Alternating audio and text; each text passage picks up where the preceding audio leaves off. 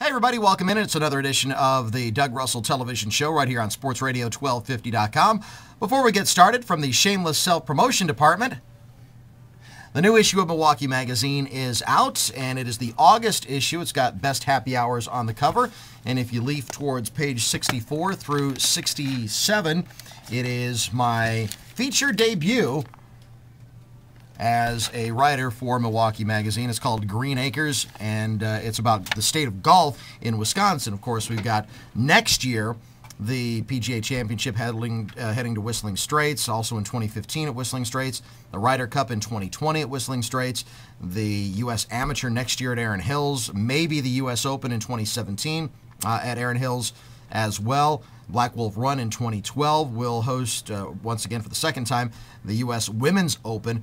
But what of the U.S. Bank Championship? It'll be the last year of the U.S. Bank Championship, we know that. Will it revert back to the Greater Milwaukee Open, or will it go away altogether?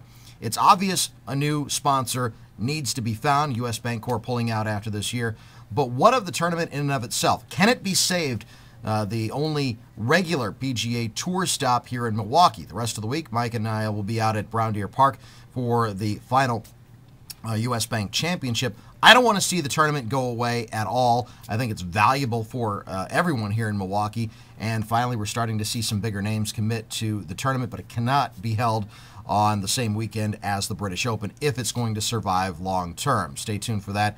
When we find out more about it, Jerry Kelly seems to have a plan. He's not telling anybody about the plan yet, but once we know about the plan, we'll be able to talk about it probably, I'm guessing, on Monday on the Doug and Mike Show. Also, 10 years ago today was the anniversary of the crane collapse at Miller Park, and now it claimed 3 lives.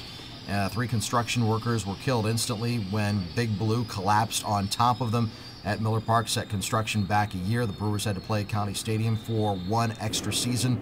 But moreover than that, the loss of life, ironically enough, 3 construction workers were killed at County Stadium as well. But it was a watershed moment for sports here in Milwaukee. It was a watershed moment for me in my career. I was there pretty much the entire time. I arrived 15 minutes after the crane went down and stayed there until 5 a.m. the next morning. I was working at another station down the dial, the flagship of the Brewers, and we had continuous coverage nonstop throughout the entire day and throughout the next day as well. There's a lot of confusion, a lot of fog of, some call it fog of war, fog of accident, or whatever you want to call it, but there were dogs that were searching throughout the entire night, trying to find any survivors if there was anyone left. Fortunately, it was only the 3 that we knew about instantly, and there's a memorial outside of Miller Park commemorating the 3 workers that were killed at Miller Park.